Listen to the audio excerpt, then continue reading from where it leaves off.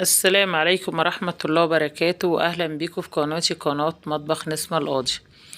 النهاردة هنعمل مع بعض يا حبايبي كده الكوارع الجملي. هنا أول حاجة كده نولع الكوارع معانا، على الكوارع نحطها على الناشف، ونحط التوابل بتاعتها والجزر والبصل والقوطة، ونسيبها على الناشف الأول.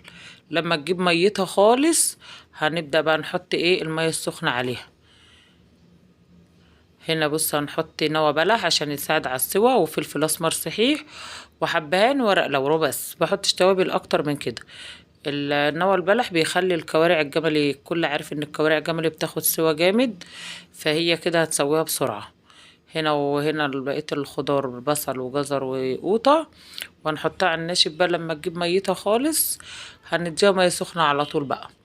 كده طريقة حلوة وما بتخليهاش تجيب ريم ولا تخليها تزفر معانا، وبتبقى حلوة. هنا بصوا حطينا مية سخنة على طول. البخار بس هو اللي مش ظاهر التصوير. مية سخنة على طول مش هتخلي الكوارع تريم معاكي ولا اي حاجة. هنا بقى هنعمل الصلصة بتاعت الفتة. هنا معانا قطعة دهن جملي ساحت زي ما انتوا شايفين كده، ونحط توم عليها. هنا حطيت معلقة توم صغيرة يدوبك يصفر معانا كده، وهنديله رشة كزبرة زي ما احنا عارفين، توم يعني كزبرة، رشة كزبرة صغيرة كده. وهنحط بقى حبة خل.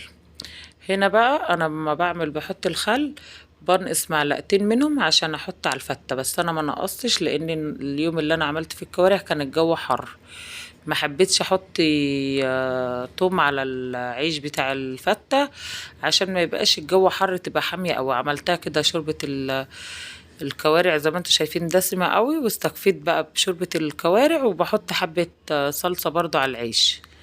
هنا هنعمل الرز مع بعضنا، معلقة سمنة على حبة زيت. هنعمل رز الابيض مع بعض. انا عملته معاكم قبل كده، بس نعمله مع بعض برضو تاني.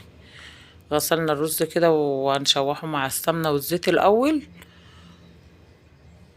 زي ما انتوا شايفين، تشوحيه كده كويس. حط الملح،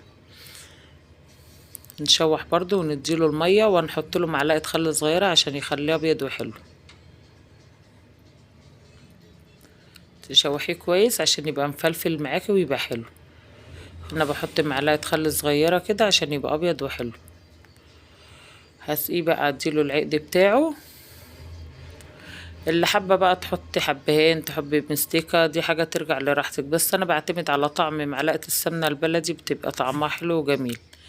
هنا اول ما الرز اتشرب معايا هنقلبه بقى ونوطي عليه خالص، يعني نخليه شمعة كده ونوطي عليه. هنا انا نشلت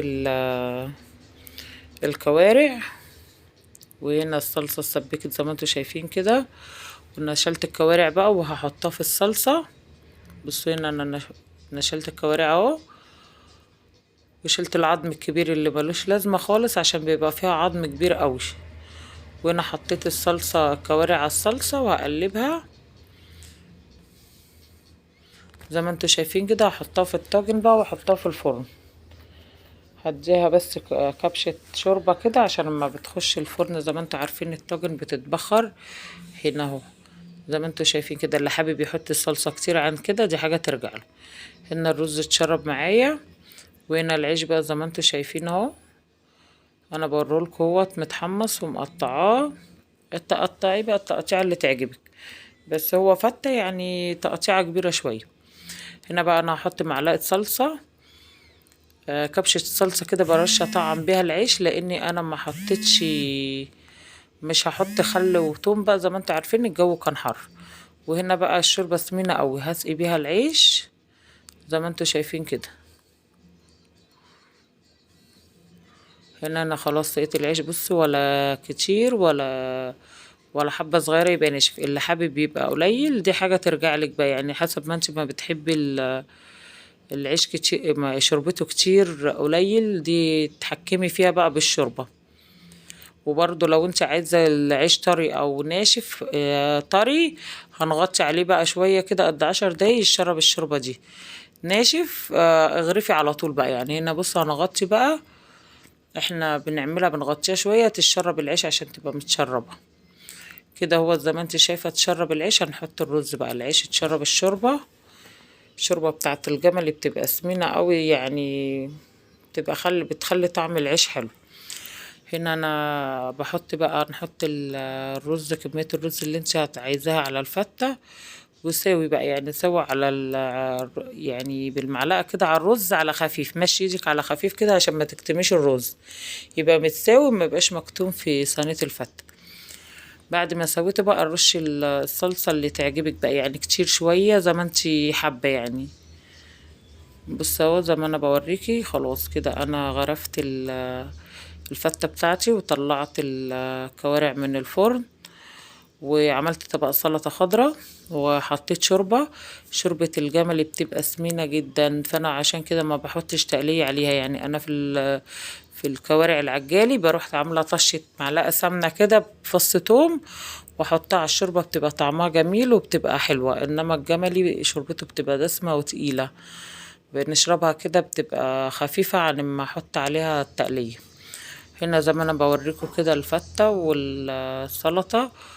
ولو انت حابة برضو ما تحطهاش في صلصة خالص، ما تحطهاش بشوربتها عادي، دي حاجة ترجعلك برضو. هنا كانت طريقتي في فتة الكوارع. اتمنى تعجبكم، واللي يعجبه الفيديو يدوس لي لايك. اسيبكم في رعاية الله. السلام عليكم ورحمة الله وبركاته.